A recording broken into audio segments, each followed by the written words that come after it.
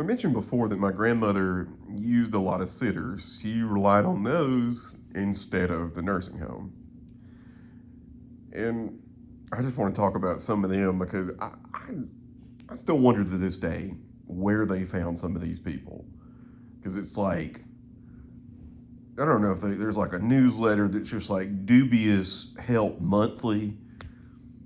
And it's just in there. You got plumbers that do a poor job, contractors that burn your house down, and sitters that aren't very good. And these are just a couple. Because one, they hired one, and she got started, and my grandmother was convinced she stole something, which turns out she was right because my grandmother collected dolls. But my uncle pointed out the big issue that my grandmother does when somebody comes over. She would give them the tour. This is where we keep our money. This is where my son keeps his guns. And here's my doll collection I've been collecting since the 70s. Let me point out to you the most valuable ones. And then gets confused when one of them gets stolen. So they fired that person. Another lady, I've talked about this before, she was like in CNA school or something. And they really liked her. And they took her word as law when it came to my dad's care because apparently she knew better than a doctor. But a week later, she was fired because she messed up my grandmother's medicine. I guess they couldn't forgive that because she took a lot of pills. I mean, a lot of pills. Like she had Parkinson's, so she took pills to counteract the pills to counteract the pills. So that medicine had to be on point because if her if something was incorrect, she may not be able to walk, get around, just generally do all the things she liked to do. The other thing was the sitters were just supposed to help her take a bath, hang out with her, but my grandmother put them to work. Like she cracked the whip on them. Like she gave them like closets to organize, like work to do. Like she kept them hopping. And that same one got in a fight with her neighbor, and they named it assault, but she said all I did was pin her. And then another one, she was a friend of my cousin's, so she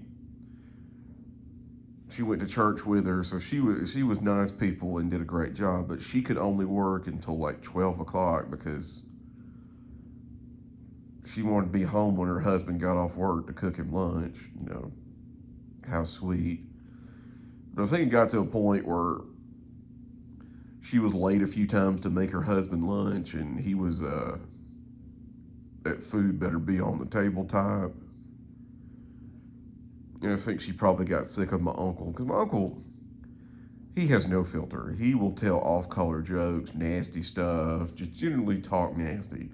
And I'm not saying I don't, but I try to read the room and try not to talk about weird and nasty shit around my 4-year-old daughter. But he didn't know and he didn't care because nobody ever tells him to do nothing. So that one was gone. And then another one they hired, she did a great job. The only thing we kind of regretted with her, because she worked with my grandmother for years, was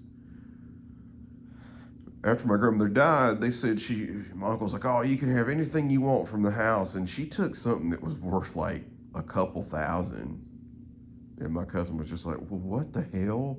That was something I gave my grandmother and you just let her have it. But she was just like, there's nothing I could do. He told her she could have whatever, and you can't really make trouble about that. And then another person would routinely show up late, and they weren't going to put up with that, period. They weren't going to put up with that. They showed up late, and then some pills came up missing, and one of my uncle's guns magically disappeared, so yeah, they were fired. And you're probably like, well, did they press charges? No, because my grandmother was just like, well, she liked to hug all her problems away. And that works really well.